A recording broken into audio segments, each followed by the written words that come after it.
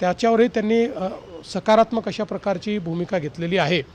या व्यतिरिक्त गडचिरोलीमध्ये त्या ठिकाणी आपण अशी मागणी केली आहे की आपलं जे गडचिरोली कॉर्पोरेशन आहे, मायनिंग कॉर्पोरेशन, त्याला माइन्स देऊन आणि त्यातनं आपण जर मायनिंग डेव्हलपमेंट योग्य प्रकारे केलं तर त्याचा एक रोडमॅप मी मांडलेला आहे की आपण देशातलं सगळ्यात स्वस्त स्टील तयार करू शकतो आणि चायनापेक्षा देखील कमी रेटमध्ये आपण स्टील तयार करू शकतो।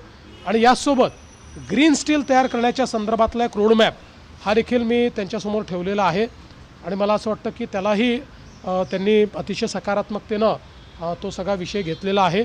त्यातनं जे काही आपल्याला गडचिरोलीला एक प्रकारे स्टील हब तयार करायचा आहे आणि देशाची स्टीलची गरज ही गडचिरोली भागवू शकतं अशी जी एक व्यवस्था आपल्याला उभी करायची आहे, त्याला याच्यामुळे एक मोठा बूस्ट मिळणार आहे। त्यामुळे या व्यतिरिक्त अजून काही लहान मोठे विषय होते की ज्याच्यावर मी त्यांना ब्रीफिंग केलेलं आहे। ईज ऑफ डुईंग बिझनेसमध्ये महाराष्ट्र काय करतो आहे याही संदर्भातली सगळी माहिती मी त्यांना त्या ठिकाणी दिली आहे आणि कशा प्रकारे आम्ही आता अधिक सुलभता आणण्याचा प्रयत्न करतो हे देखील मी त्यांच्यासमोर प्रेझेंट केलं। आता isakal.com आहे देशातील नंबर 1 ची मराठी न्यूज वेबसाईट।